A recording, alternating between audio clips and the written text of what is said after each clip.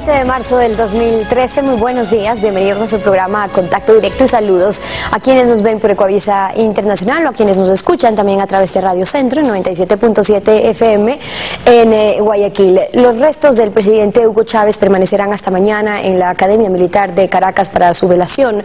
Varios presidentes latinoamericanos han llegado ya, se encuentran rindiendo el último adiós al mandatario. El presidente Correa viaja hoy. Deseen despedirse. El ataúd en el que se encuentra el cuerpo del presidente de Venezuela, Hugo Chávez, fue abierto durante la instalación de la capilla ardiente en el Salón de Honor de la Academia Militar de Caracas. Con honores militares a... Las imágenes que se transmitieron por la señal estatal no mostraron el rostro del líder bolivariano. Las fotografías están prohibidas en el lugar. Bolivariana. El féretro, envuelto siempre en el tricolor venezolano, recorrió 6 kilómetros antes de llegar a la Academia Militar de Caracas, donde fue recibido con una marcha militar y el saludo de sus antiguos compañeros de armas, situados a cada lado de un camino marcado por una alfombra roja y resguardado por cadetes con espadas. Su entrada fue precedida por un integrante de la Guardia de Honor Presidencial que portaba la espada del libertador Simón Bolívar. Tras ser ubicado el ataúd de madera con los restos mortales de Chávez, los presidentes de Argentina, Cristina Fernández, de Bolivia, Evo Morales, y de Uruguay, José Mujica, hicieron la primera guardia de honor. Posteriormente, el vicepresidente Nicolás Maduro y el presidente de la Asamblea Nacional, Diosdado Cabello, permanecieron a cada lado del féretro junto a otros integrantes del gobierno. Luego lo hicieron los hijos del presidente, así como una de las nietas de Chávez, en medio de un largo aplauso de los asistentes. Los restos del presidente Hugo Chávez Frías estarán en capilla ardiente hasta el viernes, cuando se realizará el funeral de Estado. El presidente de la Asamblea Nacional, Diosdado Cabello, manifestó que harán todo lo posible para que los restos del presidente venezolano reposen en el Panteón Nacional, en el centro de Caracas, donde se encuentra la tumba del libertador Simón Bolívar. Y la vida privada de Hugo Chávez siempre estuvo rodeada de misterio. El mandatario estuvo casado en 2 ocasiones, tuvo 4 hijos fruto de ambos matrimonios. Su segunda esposa, tras el divorcio, se convirtió en opositora del chavismo. De cuna humilde, hijo de Hugo de los Reyes Chávez y Elena Frías, ambos maestros en un pequeño poblado de los llanos venezolanos. Hugo Chávez Frías fue un niño intrépido, a quien le era difícil seguir las reglas, según lo comentó él mismo. Era el segundo de 6 hijos y fue monaguillo en la iglesia de su comunidad. Cuando asumió el poder, Chávez generó un furor que tocaba por igual a todas las mujeres. Se casó 2 veces, la primera con Nancy Colmenares, una maestra de educación primaria oriunda de Barinas, con quien tuvo 3 hijos, Rosa Virginia, María Gabriela y Hugo Rafael. La relación fue inestable y terminó por colapsar a mediados de los años 90. Posteriormente contrajo matrimonio con la periodista María Isabel Rodríguez, a quien conoció durante un evento cuando el comandante comenzaba a promocionar su proyecto político. Rodríguez quedó embarazada de la única hija que tendría con Chávez, Rosinés. Tras el triunfo de Chávez en 1998, la ex primera dama fue asambleísta. La pareja se separa en el 2002 y casi de inmediato Rodríguez pasa a ser antichavista. Desde entonces, nadie ocupó la figura de primera dama en Venezuela. Pero más allá de su vida en pareja, fue un padre y abuelo cariñoso. Fotografías familiares demuestran que Chávez dejaba de lado al hombre fuerte que veían los medios para bailar, abrazar o posar junto a sus nietos. Ellos, sus hijos, hermanos y padres siempre han estado a su lado en todos los momentos importantes de su vida y compartieron también el largo proceso de su enfermedad. Antes del cortejo fúnebre, su madre, Elena Frías, no se despegó de su féretro, llorando a su hijo. Siempre, yo sé que mi redentor... Y a pesar de que no ha asumido el poder en una ceremonia oficial, Nicolás Maduro ya está ejerciendo funciones como presidente encargado. El primer decreto que firmó fue la declaración de los 7 días de duelo nacional por el fallecimiento de Hugo Chávez. Pese a que la oposición dice que es inconstitucional, Nicolás Maduro se mantendrá al frente del país hasta que se realicen nuevas elecciones. Así lo ha hecho el gobierno para cumplir con la última voluntad del fallecido presidente. Los seguidores de Chávez lo aprueban. Según el artículo 233 de la Constitución venezolana, en caso de falta absoluta del presidente y que no haya juramentado, quien debe asumir el cargo debe ser el presidente de la Asamblea Nacional, en este caso Diosdado Cabello. Sin embargo, Chávez no fue investido para su cuarto periodo, porque el Tribunal Supremo de Justicia dijo que no era necesario que lo hiciera. Basados en esto, los chavistas quieren hacer respetar el deseo de su comandante de que Maduro sea su sucesor. Mientras tanto, la oposición ya lista a su candidato para los próximos comicios presidenciales, a Enrique Capriles Radonsky. Y en temas nacionales, el argentino Gastón Dusac, protagonista del más sonado escándalo de corrupción del 2012, no pagará finalmente los $800.000 que le otorgó el banco COFIEC, administrado por el fideicomiso No Más Impunidad, en préstamo preferente, según el superintendente de bancos. Así lo confirmó ayer su abogado Julio Plaza Rada, pocas horas antes de que venza el plazo del pago al que se había comprometido desde el 7 de noviembre. El argentino Dusac, que logró el crédito gracias a una serie de irregularidades, solo hizo 2 abonos, un total de $90.000. El banco COFIEC puede entonces pedir al juez que ordene a Dusac la entrega de sus bienes como parte de pago y ejecutar las garantías, pero resulta que la garantía fue dada por una empresa también administrada por el fideicomiso No Más Impunidad. Son las 7:01 en Contacto Directo. Y el principal legado político que deja Hugo Chávez fuera de Venezuela es un modelo de gobierno que ha sido copiado también en Bolivia, en Ecuador y Nicaragua. Alfredo, buen día, ¿cómo te va? Muy bien, Estefi, buenos días a ti, buenos días con todos. En efecto, y a propósito de este legado, el sábado pasado el presidente de la República se refirió a mi comentario del jueves 14 de febrero. Veamos. Veamos qué dice el inefable Alfredo Pinargote de Coavisa. Con esta experiencia, así como está prohibido reformar la ley electoral en el año de las elecciones, también se debe prohibir en los 6 meses previos a las elecciones la emisión de leyes y decretos para inducir y condicionar el voto popular mediante medidas clientelares. O si no, eliminar la reelección presidencial consecutiva. Para Alfredo Pinargote, entonces, el Estado debe literalmente paralizarse 6 meses antes de cualquier elección. Estados Unidos. Pocos meses antes de la reelección del presidente Barack Obama, se aprueba la ley de reforma a la salud. Una reforma calificada de histórica, aprobada pocos meses antes de la reelección presidencial de Obama. Sin importar cuál sea la política, la decisión de hoy fue una victoria para las personas de todo el país, cuyas vidas serán más seguras por esta ley. Pero con la lógica de Alfredo Pinargote, esto no se debería haber dado. Lamentablemente, la Secretaría Nacional de Información de la Presidencia no se caracteriza por una información veraz, verificada y contextualizada como manda la Constitución. Y hacen decir al presidente afirmaciones alejadas de la realidad, pues lo que en verdad ocurrió fue otra cosa. Veamos. Este jueves, el Tribunal Supremo de Estados Unidos aprobó la reforma sanitaria del presidente Barack Obama. Desde tempranas horas de la mañana, miles de personas se apostaron en inmediaciones de la Corte Suprema de Justicia. La esperada resolución llegó en medio de algarabía para algunos. Los ministros supremos básicamente confirmaron la ley de reforma de salud propuesta por Barack Obama, aprobada por el Congreso hace 2 años y llevada a la máxima instancia judicial por la bancada republicana. Esto significa que fue una sentencia de la Corte Suprema y no un decreto presidencial el que puso en vigencia la ley.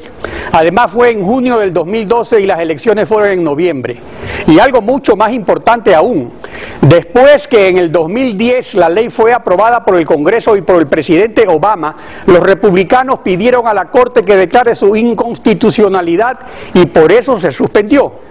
Adicionalmente resulta, y aquí viene algo muy interesante, que de los 9 jueces de la Corte, 5 fueron nominados ante el Senado por presidentes republicanos por Reagan, 1 por Bush padre y 2 por Bush hijo, mientras que solo 4 por presidentes demócratas, 2 por Clinton y 2 por Obama.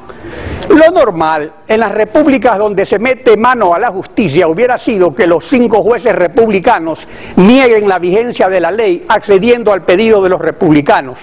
Pero ocurrió todo lo contrario, porque en Estados Unidos los jueces son independientes, ya que el presidente de la República, jefe de Estado y de Gobierno, respeta irrestrictamente la independencia de las funciones del Estado.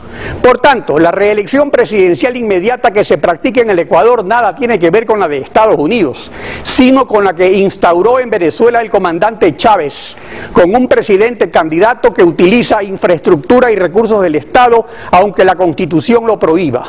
Precisamente por eso en Venezuela se concretó ayer otro golpe cuando Nicolás Maduro asumió la presidencia de la República, pese a que según el artículo 233 de la Carta Magna debía hacerlo el presidente de la Asamblea Nacional, Diosdado Cabello, porque una cosa es ser candidato oficial y otra muy distinta, presidente candidato, sin un reglamento del Consejo Nacional Electoral que regule la prohibición constitucional de usar infraestructura y recursos del Estado, y sin una veda legislativa durante la campaña que impida que el Estado candidato gane votos mediante alzas de salarios, bonos y subsidios que vuelven invencible a este candidato.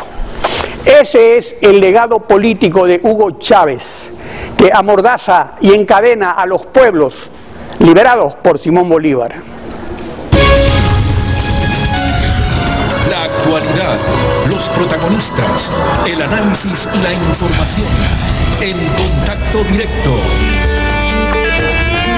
Son las 7:06 de la mañana y con eso vamos a revisar quienes nos acompañarán hoy aquí en Contacto Directo, porque ya está con nosotros José Ayala Lazo, exacto comisionado de las Naciones Unidas para los Derechos Humanos. Vamos a hablar sobre la universalización del sistema interamericano de derechos humanos y el doble discurso que se practica en la comunidad internacional. También estará en nuestros estudios María Paula Romo, asambleísta de Ruptura, con su derecho a la réplica sobre algunas declaraciones del presidente Correa en su última cadena sabatina, donde cuestionó a Romo por criticar el método de Hunt, que ha dado mayoría de 2/3 en la Asamblea a Alianza País. Y estará hoy acompañándonos además Hernán Pérez Luz, abogado de Diario El Universo. Revisamos las medidas cautelares para los derechos humanos cuando algún ciudadano se siente amenazado por abusos de los estados. ¿Se tienen que restringir o reforzar? Lo revisamos. De acuerdo al artículo 1 del Estatuto de la Comisión Interamericana de Derechos Humanos, aprobado por la Asamblea General de la OEA en 1979, la competencia de la Comisión abarca a todos los Estados miembros, incluso a los que han suscrito pero no han ratificado la Convención Interamericana de Derechos Humanos de 1969. Porque al constituirse la OEA en 1949, se adoptó la Declaración Americana de los Derechos y Deberes del Hombre. De modo que hay 24 estados partes de la Convención y 35 estados miembros que adhieren a la Declaración de Derechos. La diferencia radica en que los 11 que no son estados partes de la Convención no están sometidos a la Corte Interamericana de Justicia, pero la Comisión sí es un órgano de todos los estados miembros.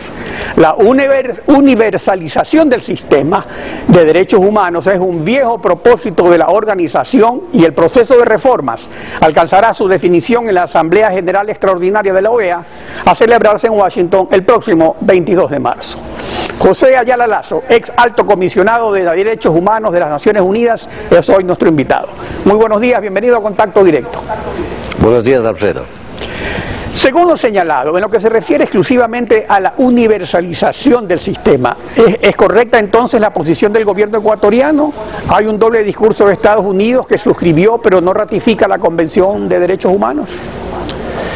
Es lamentable que los Estados Unidos de América, que en algunos aspectos han sido líderes en la defensa de los derechos humanos y en el progreso, en la preparación de normas que creen un auténtico sistema de defensa de los derechos humanos, al momento de decidir sobre su adhesión al sistema no lo hayan hecho, o lo hayan hecho negativamente, por razones vinculadas también a lo que se denomina la defensa de la soberanía nacional de los Estados Unidos en relación con el cumplimiento de sentencias que no sean dictadas por las Cortes norteamericanas. En consecuencia, todo esfuerzo que se haga a nivel nacional o internacional para conseguir que los Estados Unidos adhieran a los convenios, a las declaraciones, a las convenciones sobre derechos humanos, tiene base suficiente y debe ser bienvenido. El problema se ubicaría entonces en otras propuestas sobre la Comisión Interamericana planteadas por el gobierno ecuatoriano, conjuntamente con Bolivia, Nicaragua y Venezuela. Sin embargo, respecto a la universalización hay una grave contradicción. Cuando Venezuela, en septiembre del año pasado, decidió dejar de ser Estado parte de la Convención. ¿Es eso lo que hace ver la iniciativa de los países del Grupo ALBA como sosteniendo un doble discurso sobre este tema? Hay un doble discurso evidente en el sentido que se habla de luchar en defensa de los derechos humanos y de procurar promoverlos, y al mismo tiempo se elaboran iniciativas que tienden verbalmente a modificar y perfeccionar el sistema, pero que en el fondo lo debilitan y lo vuelven más difícil de aplicar. Hay que recordar que los sistemas de defensa de los derechos humanos son una concreción de luchas milenarias, centenarias, entre el poder de monarcas, poder de la Iglesia, poder del Estado y el ciudadano que busca defender sus derechos. En consecuencia, siempre hay que pensar en esta materia en favor de los derechos humanos, y un sistema que exista de defensa de los derechos humanos, aun cuando tenga defectos, tiene que ser apoyado y perfeccionado. No cabe, a pretexto de hablar de perfección, en la práctica tratar de menguar las facultades del sistema, como es el caso ahora en cuanto se busca que la Comisión de Derechos Humanos, la Comisión Interamericana, no tenga facultades para dictar medidas preventivas de aplicación provisional.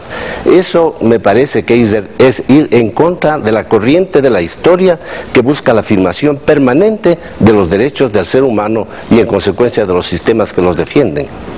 Ahora, todo esto ocurre dentro de un contexto político que ya dura varios años con una influencia notoria del presidente Hugo Chávez. Entonces, respecto a dobles discursos y la influencia del fallecido presidente Chávez, lo invito a que veamos el siguiente video. Las mejores relaciones con ellos, con los medios de comunicación, deben seguir siendo privados. Más bien estamos interesados en que se amplíen, se profundicen. Se los advierto de una vez, serán sacados del aire de inmediato. ¿No hay intención de nacionalizar absolutamente nada? No, absolutamente nada. Incluso hemos dicho, nosotros estamos dispuestos a darle facilidades, aún más de las que hay, a los capitales privados internacionales para que vengan aquí a invertir en las más diversas áreas: agricultura, agroindustria. Owens, Illinois, expropiese. Elías, proceda. Si para usted Cuba es una dictadura o no es una dictadura. Sí, es una dictadura. Sí, es una dictadura. Sí, pero no puedo yo condenar a Cuba. ¿Sabe? Hay un principio de derecho internacional que es la autodeterminación de los pueblos. Los pueblos deben darse sus gobiernos o deben hacer sus propias historias. Y este sentimiento es de millones. Te admiramos, te queremos, te necesitamos. Y te seguimos paso a paso. Este breve resumen panorámico concluyendo con este juramento de admiración y lealtad del comandante Castro, y viendo las contradicciones del comandante Chávez y viendo lo ocurrido en la comunidad andina, de donde también se retiró Venezuela, que ya se ha retirado del sistema interamericano, así como la propuesta del presidente de Correa de crear un nuevo sistema de derechos humanos en UNASUR. ¿A qué conclusiones podría llevar en la comunidad internacional una política de estas características? O sea, ¿se fortalece el ideal bolivariano? ¿Se promueve la unidad? ¿O más bien se está estimulando que haya una desintegración de ciertos organismos? Y yo creo que las palabras que acabamos de escuchar, pronunciadas por el presidente Chávez, ahora fallecido, demuestran lo que en la historia se ha comprobado siempre, que cuando crece el poder de los hombres, desaparece el poder de las instituciones y se produce la tiranía. En consecuencia, debemos dejarnos de seguir la línea de los líderes. Tenemos que pensar en ideas, en profundas ideas, y la más fundamental, la básica, la que debe orientar a la humanidad en este tercer milenio, es la defensa de los derechos humanos, porque todos reconocemos decimos que es el hombre el centro y debe ser el centro de las actividades del Estado, de la familia, de la sociedad, de toda institución creada por el ser humano. Y en consecuencia, la defensa de sus derechos debe ser lo fundamental. Darle fuerza a una institución como es el Estado para que administre correctamente y vigile, proteja y garantice los derechos humanos es lo correcto. Pero darle fuerza al Estado para que menoscabe las instituciones de defensa de los derechos humanos es fortalecer el poder de los hombres y minar las instituciones. Pero sobre el aspecto de lo ocurrido en la comunidad andina, de la creación del CELA, de UNASUR, de crear un nuevo sistema, ¿son ejemplos concretos de que se está promoviendo la unidad o qué es lo que se está promoviendo? En efecto, usted tiene razón, Alfredo, son ejemplos de que no se busca realmente la integración o la unidad continental, sino se busca una unidad ideológica que quiere luchar contra los que no participan de ese concepto ideológico. De allí que se haya creado el ALBA cuando no era necesaria crear el ALBA, de ahí que se quiera crear una OEA sin los Estados Unidos y sin Canadá, cuando lo que América Latina con frecuencia ha demandado es que los Estados Unidos se conviertan en un verdadero interlocutor de los países latinoamericanos. Y eso se consigue cuando se sientan estos países en un trato de absoluta igualdad en el Consejo Permanente de la OEA en Washington. De modo que fortalecerle a la OEA es la manera en que los latinoamericanos podremos conversar frente a frente, mirándonos a los ojos con los Estados Unidos y plantearles nuestras quejas, nuestras exigencias y nuestras demandas. Pero crear una institución sin los Estados Unidos y Canadá es crear una OEA en la que justamente nuestro principal interlocutor va a ser eliminado. Así no se busca la unidad continental, no se busca el progreso social de nuestros países. Ahora, respecto a temas puntuales de la propuesta del gobierno ecuatoriano, por ejemplo, de que el presupuesto de la Comisión Interamericana únicamente dependa de la asignación en el presupuesto de la OEA y que deje de recibir aportes extra presupuestarios. De acuerdo a su experiencia en Naciones Unidas como alto comisionado de derechos humanos, ¿cuál es la realidad presupuestaria de los órganos internacionales de derechos humanos? Porque esto es muy interesante. Le voy a contestar con un caso específico que lo conozco bastante bien.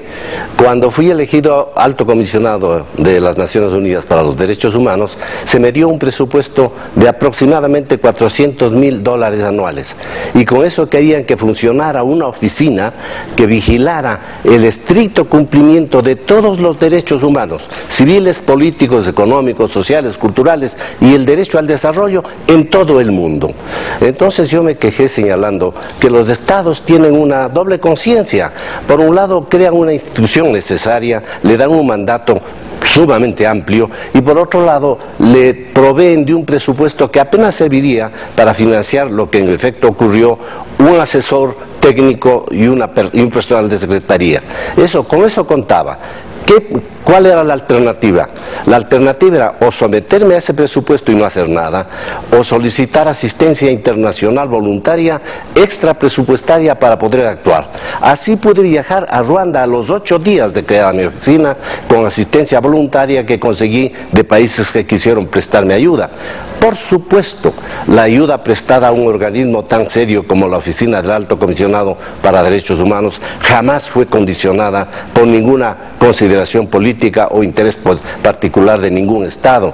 Era una ayuda destinada a que la oficina cumpliera con sus finalidades y con sus propósitos.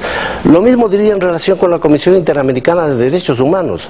Lo ideal sería que los Estados contribuyan con un presupuesto suficientemente sólido como para que esa comisión y todas las relatorías de ella dependientes trabajaran con independencia financiera, política, por supuesto, administrativa, para conseguir sus objetivos.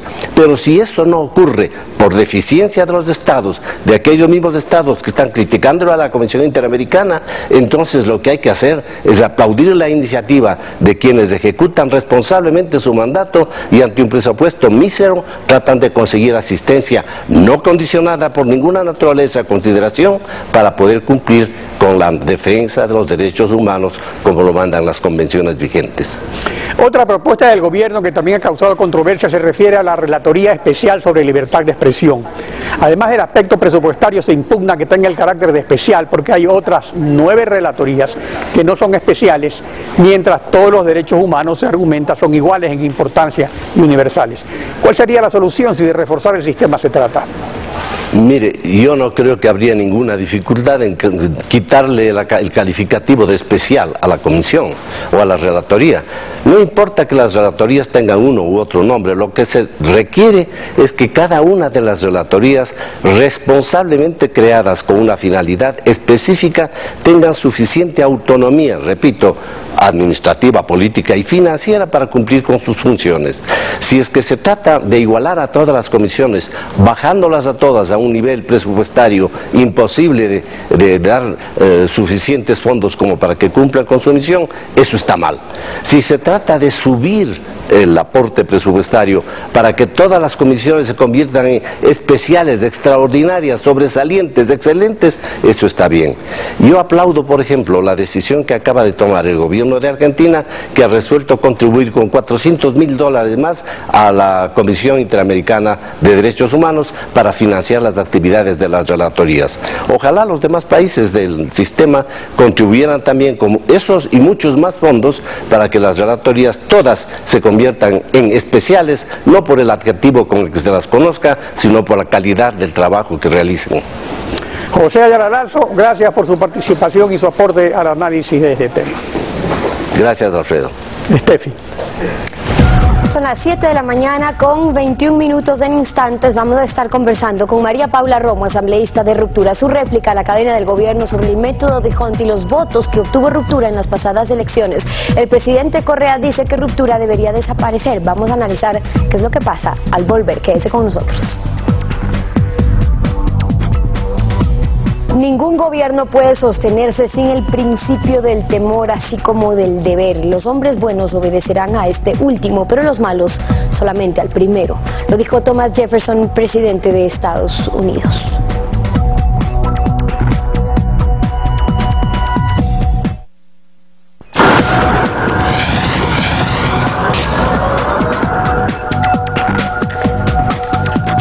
Las 7:25 de la mañana, hoy aquí en Contacto Directo nos acompaña María Paula Romo, asambleísta por Ruptura, para ejercer su derecho a la réplica a las declaraciones del presidente Correa en su último enlace sabatino y también a un video transmitido durante la misma cadena sobre su intervención aquí en Contacto Directo a propósito de los resultados de las elecciones. Bienvenida y gracias por estar con nosotros. Escuchemos primero parte de la intervención y a lo que se refiere. Estos muchachos engreídos que nos quieren dar cátedra de moral, buenas costumbres a cada rato. Vieron la contradicción de María Paula Romo.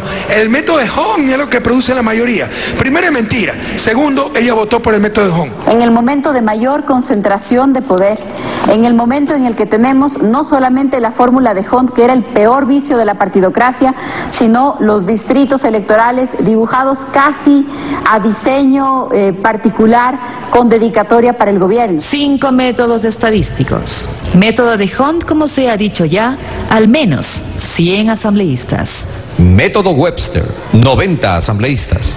Método Hare, 85 asambleístas. Método de cuotas y residuos, entre 100 asambleístas.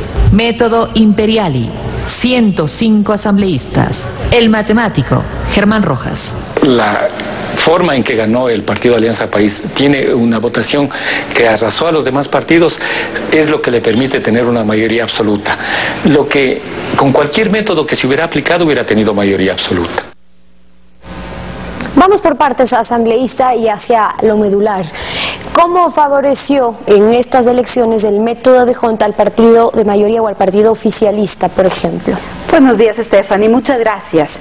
Creo que el país necesita a veces contrarrestar algunas de las cosas que se le cuentan como verdades absolutas. Y afortunadamente en esa misma toma que se transmite en la sabatina, yo decía, el método, los distritos, hay una serie de factores. Además, por supuesto, de una votación muy importante que obtiene el movimiento de gobierno y que en esa misma entrevista así lo dije. Pero le pongo un ejemplo. En la última elección en la provincia de Pichincha, con un distrito más grande, el distrito provincial, y la fórmula de Webster, los últimos 4 asambleístas que entraron a representarse en la Asamblea Nacional, a sus organizaciones o partidos, entraron con una votación del 6%, del 5%, del 4% y del 4%, es decir, aún con el 4% de la votación obtenían un escaño en la Asamblea Nacional. En el distrito norte de Quito nosotros obtenemos en esta elección más del 8% de la votación. Entonces, por supuesto, la fórmula, el tamaño de los distritos influyen en la representación, lo cual no quita la cantidad de votos y de apoyo que tiene el movimiento de gobierno, pero hay algo que yo sí le quiero decir.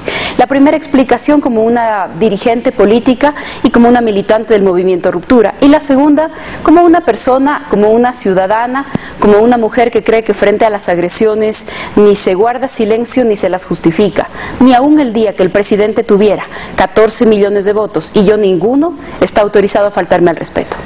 Según la cadena, veíamos de hecho los distintos métodos de asignación de escaños que se utilizan y ponen como ejemplo, por ejemplo, para los asambleístas con 100 votos utilizando de Hunt, 100 escaños, perdón, 90 con el método de Webster, 85 con el método de Jare, igual serían mayoría. Pero ¿qué pasa con esa diferencia de 10, 15 o si fueran 20 escaños que se lleva la mayoría y que no le da espacio a esa minoría? Son 10 o 15 escaños que ya esos partidos o de oposición o de minoría no logran tener en una próxima asamblea. Sí, y además se trata de la diversidad política, si puede o no puede ser representada en la Asamblea Nacional. Eso ha sido parte del debate político a lo largo de los años, fue parte del debate político cuando se aprobó el Código de la Democracia, porque en ningún momento se votó solamente el método. Hay que recordar que el método fue gran parte del conflicto, por eso en ambos vetos el presidente interfería directamente en el tema del método. No solamente cuenta el método, nosotros a lo largo de nuestra historia, última historia republicana, hemos tenido siempre un artículo que decía que ninguna organización política puede llevarse el 100% de la representación en un distrito o en una circunscripción, aún después de aplicar el cociente.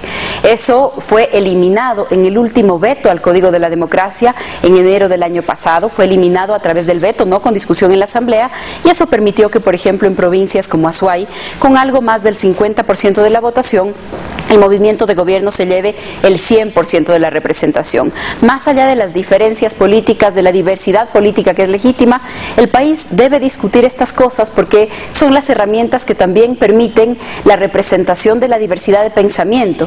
Y eso, nuevamente, y lo repito cuantas veces sea necesario porque me parece que es lo honesto, eso no quita el gran apoyo que ha tenido el presidente, pero el gran apoyo que ha tenido el presidente le da muchas responsabilidades. Además, en el triunfo también se puede ser generosos y grandes y no hacer declaraciones del tipo del que hizo el presidente la semana pasada y en las que nosotros insistimos que hay que aclarar todavía algunos otros datos. Las diferencias entre los métodos que se utilizaban, el método Webster, por ejemplo, que el presidente y el gobierno ha insistido, pero lo que pasa es que en esos lugares muy pequeños lo que ocurre es que con unos votos, con pocos votos, logran conseguir, por ejemplo, el 20%, si es que hay 5 escaños, logran un escaño, entonces sin tener el 5 o el 6%, logran conseguir el 20% de lo que significa el escaño cuando es 1 de 5.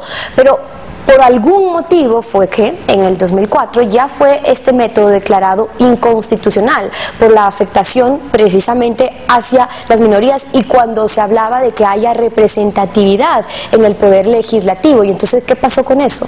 Y además nuestra Constitución, la del 2008, lo dice. La Constitución dice que debemos ir a un sistema o que debemos tener un sistema electoral proporcional.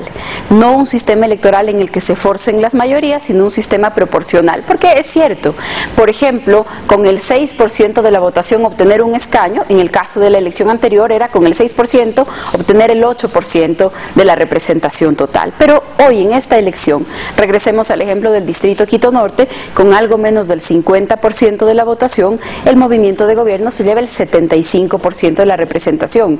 No es posible tener unas fórmulas exactas, es decir, si alguien tiene el 2%, no es posible tener fórmulas exactas, pero la fórmula, el tamaño de los distritos, las las listas abiertas o cerradas inciden en el resultado de la representación final. Si se aplicaba final. el otro método, el método de Webster, ¿usted con la votación que tuvo podía haber llegado a la próxima asamblea? En distritos más grandes sí, es que no solamente es el distrito más grande, es decir, el distrito de la provincia de Pichincha, permitió la representación de candidatos aún con la mitad del porcentaje que nosotros hoy tenemos en un distrito más pequeño.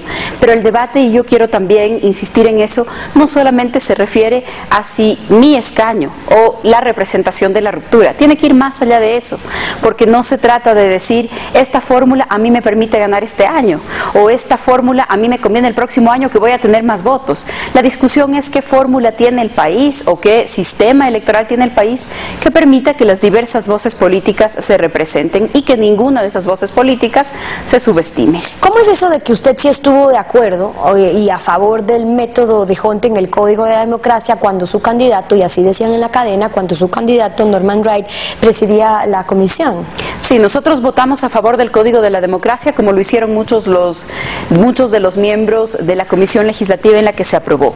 En ese Código de la Democracia hay cientos de artículos, algunos se refieren al control electoral, a la asignación igualitaria de publicidad electoral, y otros se refieren a la fórmula. La fórmula fue lo más debatido, fue lo que nosotros criticamos, e incluso se desarrolló una discusión muy importante cuando algunos sectores del Ejecutivo proponían distritos uninominales, lo cual hubiera hecho imposible, por ejemplo, el tema de las cuotas del 50% de mujeres. Entonces, siempre hay mejores alternativas y también suelen haber peores opciones. Así que frente a las que en ese momento se discutían, a nosotros nos parecía que había que lograr la más proporcional posible, y como vimos en el ejemplo que presentó el presidente, hay fórmulas incluso más concentradoras que estas.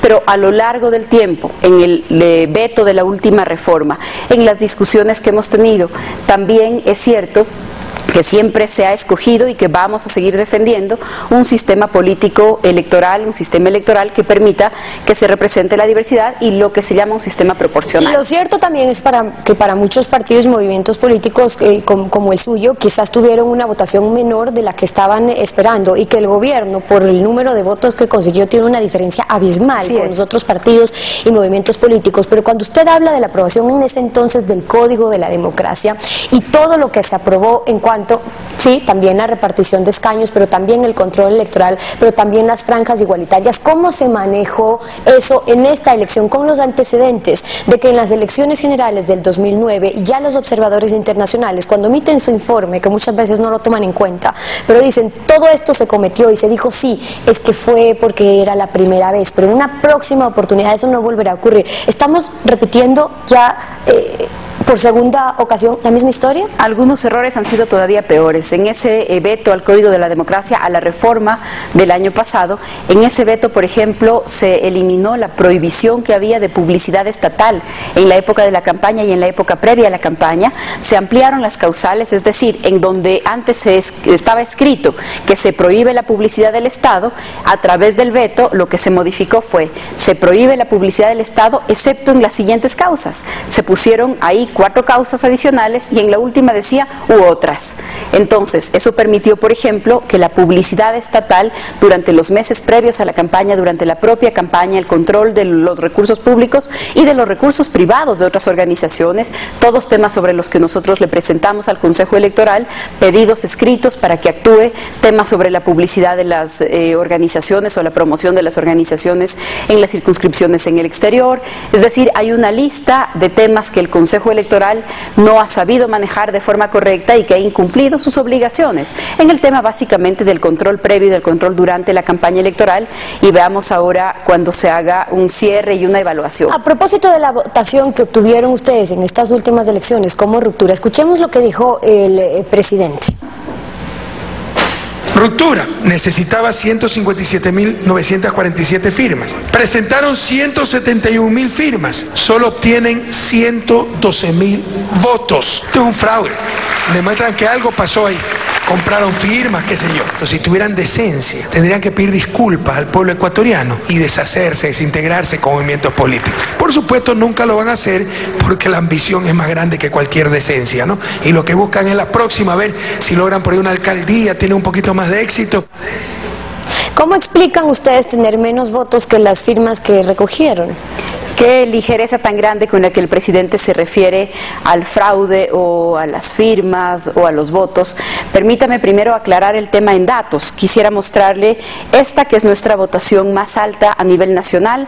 Hay 3 votaciones nacionales que tiene la organización. Una es la votación presidencial, otra es para el Parlamento andino, en donde tenemos 170.000 votos, que en la suma total de la lista son algo más de 700.000, y esta es la de la votación nacional.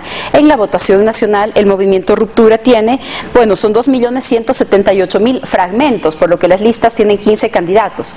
Nuestro candidato más votado en este caso tiene 360.000 votos, es decir, 365.000 personas votaron por el movimiento Ruptura en las listas nacionales a la Asamblea. Esa es nuestra votación nacional más alta. Y solo para darle un dato, ¿sabe quién tiene la votación nacional más baja en todo el padrón, en todo este proceso electoral? En esa lista, la de Asamblea Nacional, el Partido Socialista. Mientras nuestro candidato más votado tiene 365.000 votos, el candidato más votado del Partido Socialista tiene 85.000 votos. El candidato que fue viceministro, si no me equivoco, de Relaciones Exteriores del gobierno, pero no tiene esa ligereza el presidente para referirse así a sus aliados, a pesar de que en la votación nacional, por ejemplo, de esa lista, tienen la 4ª parte de la votación. María Paula, me queda un minuto, pero quiero cerrar preguntándole, tal como quedaría o queda ya integrada la próxima asamblea con las 2/3 partes en control del oficialismo, que es lo que se requiere no solo para aprobar un proyecto de ley, sino también para incluso reformar la Constitución. ¿Cómo avisora usted el papel de la próxima legislatura? Me refiero enseguida a eso. Quisiera de ese minuto usar 30 segundos para referirme a algo más que dijo el presidente en el enlace de este sábado. Por favor. El presidente se volvió a referir, a pesar de que no pintamos nada, nos dedica mucho tiempo y mucha energía. Se volvió a referir al juicio político al fiscal Pesantes, que yo fui una de las personas que impulsó, y dijo que ese juicio fue impulsado por ambición. Quiero recordarle al presidente que ese juicio fue impulsado por 4 asambleístas. Los otros 3 asambleístas han encabezado sus listas a la Asamblea Nacional en otras 3 provincias distintas. Así que lo que yo hice por ambición, supongo que cuando se trata de sus compañeros se convierte en un mérito. Esas son cosas que ya no podemos seguir dejando sueltas, Stephanie, que es importante decirlas. Vamos a enfrentarnos a un periodo con una asamblea que no va a significar un contrapeso de poder, y cuando las situaciones son adversas, lo único que hay que hacer es duplicar el trabajo y el esfuerzo, y nosotros estamos dispuestos a hacerlo. Se me acabó el tiempo, María Paula Romo, pero dejamos algunas de las otras interrogantes pendientes a una próxima entrevista. Muchísimas gracias por habernos acompañado. Son las 7:39, vamos a hacer una pausa y en breve, cuando regresemos, ya está con nosotros Hernán Pérez Luz, abogado de diario El Universo. Las restricciones a las medidas cautelares de la Comisión Interamericana de Derechos Humanos, otra reforma que busca el presidente Correa, lo analizamos al volver. Quédese con nosotros.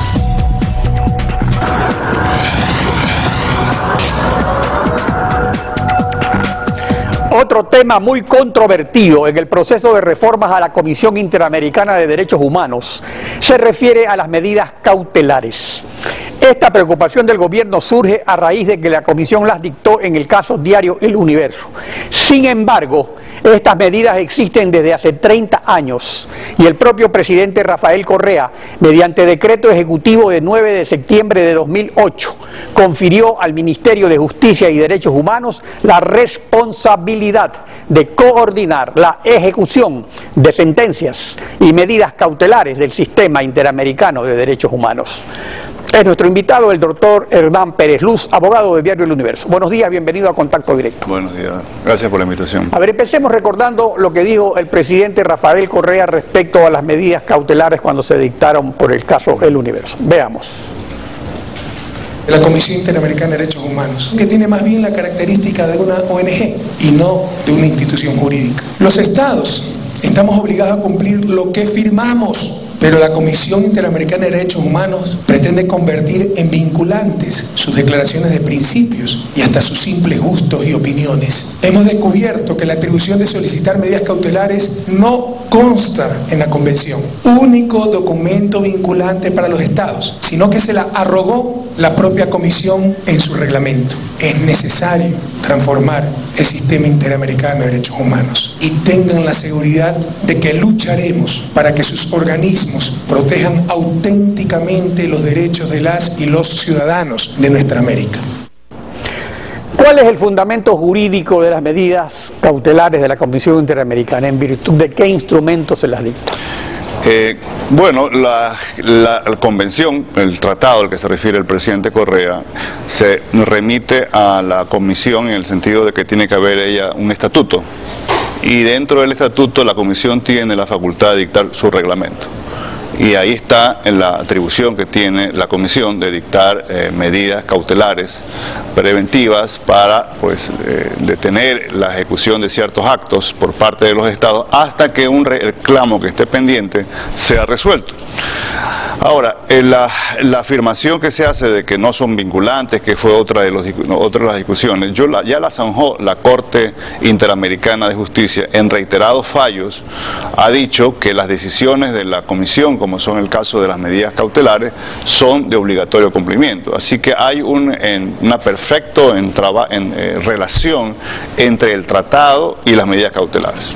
Ahora, aquí hay algo interesante. En definitiva, las medidas cautelares se dictan en virtud del reglamento de la Comisión, que según el artículo 22 del Estatuto, le corresponde hacerlo solo a la Comisión. Y justo en estos momentos va a haber la Asamblea, la Comisión también va a hacer reformas al reglamento, pero es la Comisión, no los Estados miembros. Entonces, ¿qué es lo que va a ocurrir con este pedido de Ecuador, Bolivia y Nicaragua? Si tiene éxito, que lo dudo, no va a tener un efecto, digamos, porque es la comisión la única que está en capacidad de autorreformar, por llamarlo así, su propio estatuto. No pueden los estados ajenos a la comisión, digamos, a estados, los embajadores, delegados, el Consejo de la ONU, de la OEA, perdón, iniciar o introducir reformas al reglamento de funcionamiento de la Comisión. Ahora, pero esto sí se ha visto por las organizaciones no gubernamentales, defensoras de derechos humanos, como un mecanismo de presión.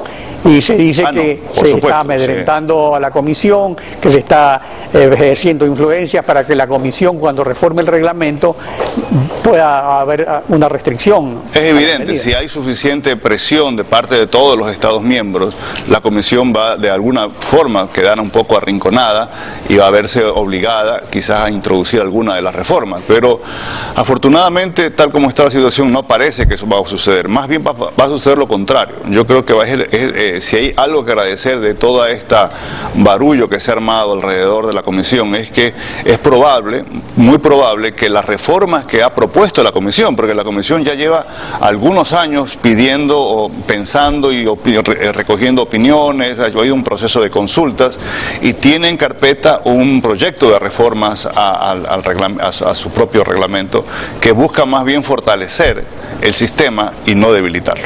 Ahora, en el caso del Universo, ¿cómo y por qué se dictaron las medidas cautelares? Las medidas cautelares se dictaron en base a un petitorio nuestro que se presentó en octubre. Y fíjese, recién se presentó en octubre, recién en enero la Comisión comenzó a hacer contactos con el gobierno del Ecuador y con las partes, proponiéndole una serie un cuestionario de una serie de preguntas. Se las pidió en base al terrible efecto que iba a tener de cumplirse, como se cumplió obviamente nuestra predicción, nuestros temores de que se dicte una sentencia condenando a 4 personas a la cárcel y a una sanción de $40 millones. A pesar que este fue un caso privado, como recordemos que el presidente Correa hizo mucho énfasis que este no era un problema del Estado ecuatoriano contra el diario, sino de él como ciudadano privado. A pesar de ello, evidentemente una sanción de esa naturaleza iba a producir un efecto devastador, ¿no? Ahora, las medidas cautelares se consideran mecanismos de protección para evitar un daño inminente y también para evitar que los estados sean sancionados internacionalmente por violación a los derechos humanos. Y por eso es que en la comunidad internacional cada vez tiene mayor aceptación. Incluso tenemos el caso del propio Ecuador en el 2008 que crea un mecanismo especial. Colombia también tiene este mecanismo especial.